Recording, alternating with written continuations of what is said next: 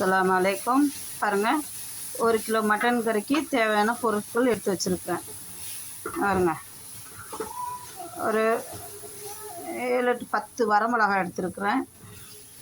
ஒரு கைப்பிடி மல்லி, கொஞ்சோண்டு பச்சரிசி, ஒரு சின்ன 1/4 டீஸ்பூன் வெந்தயம், பெருஞ்சீரகம், மிளகு, ஜீரகம், இங்கே ஏலக்காய்,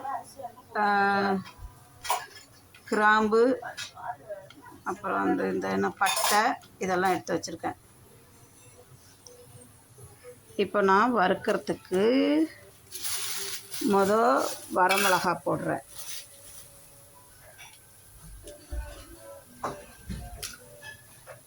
வரமிளகா போட்டு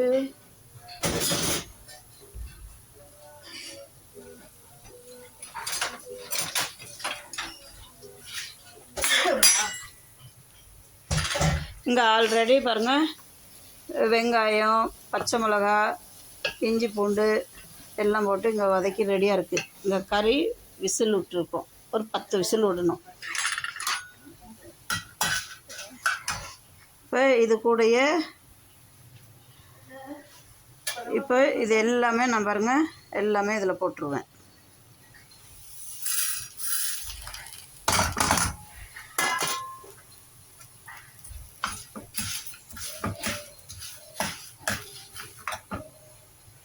வறுத்ததெல்லாம் ஆற போட்டிருக்கேன். கொஞ்சம் ஆறின பிற்பாடு தான் அரைக்கணும். சூடாக இருக்கும். 1 கிலோவுக்கு உண்டானது மட்டும்தான் போட்டிருக்கேன். கொஞ்சம் ஆறணும். ஆறட்டும் கொஞ்சம் நேரம், ஒரு 10 நிமிஷம், 5 நிமிஷம் ஆறினா போதும். மசாலா பண்ணதில் கறியை போட்டு நல்லா வதக்கியாச்சு. இங்கே மசாலா பொடி பண்ணியாச்சு.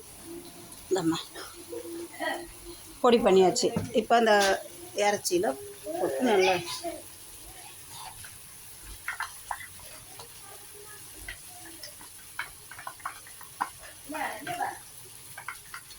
இது 1 கிலோ கறிக்கு உண்டான இது மசாலா பொடி.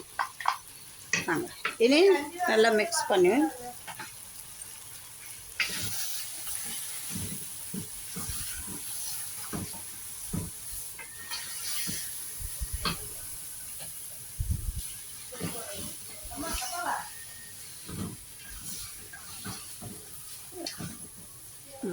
இனி கிண்டி விட்டாச்சு. கொஞ்சம் மூடி வைப்போம்.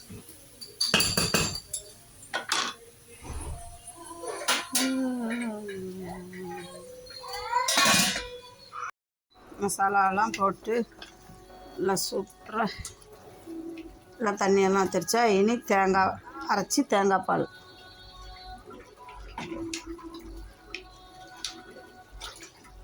தேங்காய் பால் எடுக்கிறாங்க.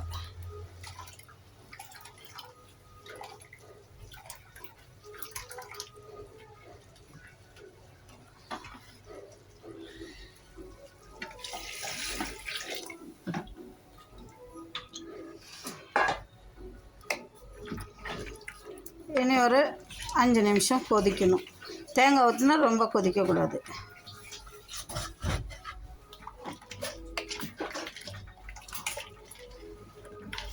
ஒரு 5 நிமிஷம் மூடி வச்சுட்டோமா அப்படியே எண்ணெயெல்லாம் திரண்டு வந்துடும்.